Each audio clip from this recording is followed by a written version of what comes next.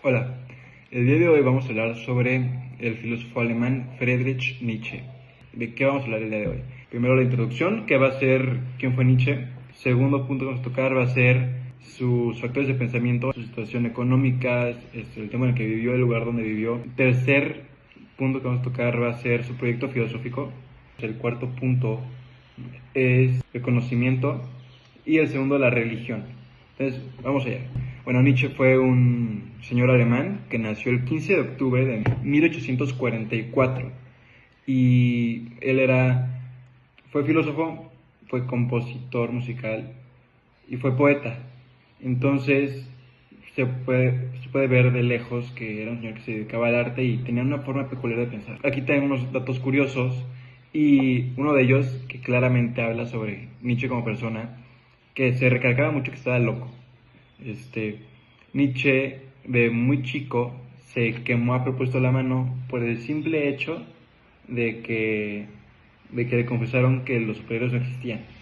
Otro dato curioso es Nietzsche se enamoró de la filósofa rusa Lou Andrea Salomé a los días de haberla conocido y le propuso matrimonio. Entonces, claramente, la señorita Salomé lo rechazó y se fue con su amigo a vivir, un amigo de Nietzsche, y se fueron a vivir a Alemania, cerca de Nietzsche, y Nietzsche cayó en una gran depresión y se volvió más loco de lo que ya estaba. Ahora, yendo a temas más serios, para hablar sobre Nietzsche, tenemos que entender sus factores de pensamiento. ¿Y qué son lo primero que nada los factores de pensamiento? Son la situación económica, y también el tiempo en el que vivió. Eso es muy importante para ubicar cómo pensaba la gente en ese tiempo. Otro factor a tomar en cuenta, el poder de la religión y el lugar donde vivían también, es muy importante. Y bueno, el primer punto a tomar en cuenta es la industrialización. Nietzsche nació en el siglo XIX, justamente en el epítome de la revolución industrial. Entonces fue que llegó más maquinaria, hubieron avances en la ciencia y esto hizo que la población en general fuera más optimista respecto a la tecnología y los avances científicos. Gracias a todo este optimismo por los avances científicos, pues llegó el positivismo, la ideología positivista. ¿Y qué es el positivismo? Es una corriente filosófica la cual dice que la única verdad es la ciencia. Entonces, lo único que importa es la racionalidad. Otro factor a tomar en cuenta sobre el pensamiento de Nietzsche es la voluntad. Y bueno, la voluntad tuvo una gran fijación por Schopenhauer. Schopenhauer fue uno de los ídolos e imágenes a seguir para Nietzsche debido a su ideología. Nietzsche nos presentó la idea irracionalista, lo cual es lo contrario a la racionalidad. Y también nos presentó la idea vitalista, lo cual dice que el mundo en el que vivimos no tiene pues sentido alguno, y el único sentido que tiene el mundo y la vida que tenemos es la propia razón de querer vivirla. Otro factor de pensamiento para Nietzsche fue el nihilismo. El nihilismo, bueno, nihil, de nihilismo, se refiere a la nada. Entonces, pues es como creer en nada. Y por último, el pesimismo. El pesimismo lo que nos dice, el pesimismo es una doctrina filosófica la cual habla de que vivimos en el peor de los mundos posibles. Ahora, vamos a hablar del proyecto filosófico de Nietzsche. Nietzsche nos dice que la razón no debe dirigir la vida humana. ¿Por qué? Porque la razón no es capaz de hacerse cargo de los problemas de la realidad. Por ende, no es racional. Y ahora, aquí tenemos 5 problemas los cuales tocó Nietzsche: la realidad, el conocimiento, el ser humano, la moral y la religión. Y bueno, primero que nada vamos a hablar de la realidad. Lo que Nietzsche critica de la realidad es el dualismo metafísico platónico, y lo que propone es el vitalismo, o sea, la voluntad de poder. El segundo problema que toca Nietzsche es el conocimiento. Lo que critica de él es la ciencia y el positivismo. Como hablábamos anteriormente, él estuvo en la revolución industrial, entonces va a hablar mucho de este tema. Y lo que propone Nietzsche es el perspectivismo. El tercer problema que vamos a tocar es el ser humano. ¿Y qué problema toca del ser humano? Lo que critica es la idea platónico-cristiana, o sea, el ser racional. Y lo que nos propone es el superhombre, el cual vamos a hablar más adelante de él. El cuarto tema del que vamos a hablar va a ser de la moral. Y que vamos a tocar otra vez la moral platónico-cristiana. Y como van viendo, Nietzsche siempre va a criticar mucho el cristianismo y muchas cosas de las que habló Platón. Y lo que va a criticar Nietzsche de la moral platónico-cristiana es la moral de los esclavos, la cual también vamos a hablar más adelante de ella, no como un tema principal, pero como un concepto a saber. Y lo que propone Nietzsche para erradicar la moral de los esclavos es la moral vitalista, o sea, la moral de los señores, de la cual igual hablaremos más adelante. Y el último problema del que habla Nietzsche, y el más extenso que toca todos los demás temas, es la religión. Y lo que va a criticar de la religión es más que nada el cristianismo, porque es en la época en la que él vivió, y el poder de la religión, no solo en aquel tiempo, sino a lo largo de toda la historia. Y lo que propone Nietzsche es el eterno retorno, del cual hablaremos más adelante. Bueno, como dije al inicio, vamos a hablar de dos puntos de los que habló Nietzsche, dos problemas, los cuales son el conocimiento y la religión. Vamos a empezar hablando del conocimiento. Y bueno, primero vamos a entender qué definición le dio Nietzsche al conocimiento. Y bueno, el conocimiento para Nietzsche fue cuando un concepto es común entre la población, se le denomina como verdad y se le dice mentira a todo lo que sea contrario a ese concepto. O sea, por ejemplo, si yo digo la mochila vuela y todos creen que la mochila vuela, aunque no pueda volar, sería verdad, porque todos dicen que la mochila puede volar, aunque sea mentira. Y es un poco confuso al inicio, pero digamos que en una población se dice, el agua con azufre es buena.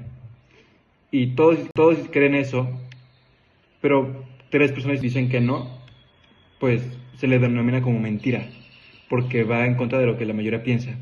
Entonces, dejémoslo en que es la definición común de una población, la realidad. Entonces, Nietzsche lo que dice es que la teoría del conocimiento es falsa, porque los conceptos no garantizan la verdad, y solo la desvirtúan, y nos dan una versión falsa de esta misma. O sea que no todo el conocimiento es verdadero, sino que son solo conceptos. Lo que Nietzsche nos propone es el perspectivismo, o sea, la realidad vista desde la perspectiva de cada ser humano. O sea, realmente no hay una verdad absoluta y no hay una realidad misma, sino cada quien vive la realidad que cada uno perciba. Por ende, Nietzsche nos dice que todo conocimiento es relativo, por lo cual no existen verdades absolutas. Cada uno interpreta lo que percibe individualmente, o sea, la perspectiva. Por esto Nietzsche dice que la ciencia reduce la realidad a solo explicaciones matemáticas, estadísticas, cosas cualitativas, dejando de lado la experiencia estética y cualitativa de la vida.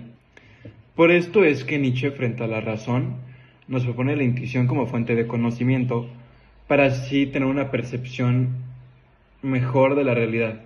O sea, cada uno le da un concepto propio a las cosas. Por eso Nietzsche dice que el arte, la música y cosas más estéticas captan mejor la verdad que la propia ciencia. Y por último vamos a hablar de la religión. Y bueno, como dije anteriormente, lo que criticó Nietzsche de la religión fue el cristianismo por la época en la que vivió. Y Nietzsche dio 3 argumentos. El hecho de que el más allá hace que el ser humano desprecie la vida actual, la vida que vive en este momento, la vida terrenal. Como segundo argumento, Nietzsche dice que el tiempo presente carece de importancia para el ser humano, ya que el ser humano solamente piensa en el más allá y en ir a el Edén. Y como tercer argumento, Nietzsche dijo que el cristianismo fomenta la moral de los esclavos. Y como concepto clave, la moral de los esclavos es la moral de los débiles, la moral de los oprimidos. Y lo que dice la moral de los esclavos es que tengas control de tus pasiones, de tus instintos y de tu cuerpo propio, haciendo que no disfrutes tanto tu vida. Y en pocas palabras, el que da bien, porque te riges bajo lo que la sociedad considera correcto y sobre lo que la sociedad cree que es lo más cómodo para estar en convivencia.